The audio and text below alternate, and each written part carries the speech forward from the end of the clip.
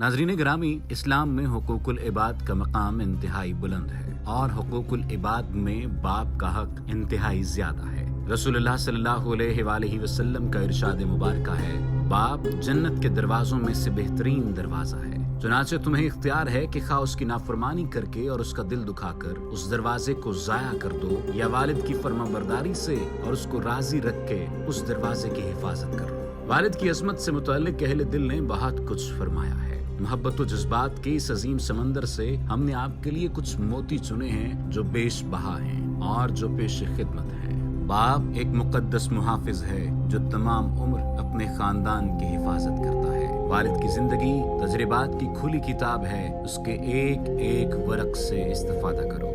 बाप का एहतराम करो ताकि तुम्हारी औलाद तुम्हारा अदब करे। बाप की इज्जत करो ताकि उसकी शफकत से और भी फैज़याब हो सको।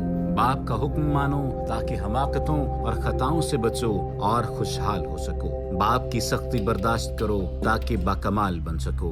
बाप की बातें गौर से सुनो ताकि तुम संगीन गलतियां न करो और तुम्हें दुनिया की कड़वी कसीली बातें न सुनना पड़े। बाप के सामने ऊंचा न बोलो ताकि अल्लाह तुम्हें नीचा न करे। बाप के सामने नजरें झुका के रखो ताकि अल्लाह तुम्हें दुनिया में बुलंद कर दे। बाप के आंसू तुम्हारे बायस न गिरे वरना अल्लाह तुम्हें जन्नत से गिरा देगा। दोस्तों, बाप इस जहान में वो वाहिद इंसान होता है जो चाहता है कि आप जिंदगी में उससे भी कहीं ज्यादा कामयाब हों। बाप अजीम तरीन खैर खा, हामी, मोहसिन और मुहाफिज है। मौला अली अलैहिस्सलाम ने इरशाद फरमाया, जब कोई शय माँ बाप को दो तो इस तरह कि जैसे गुलाम कोई चीज अपने आका को पेश करता है।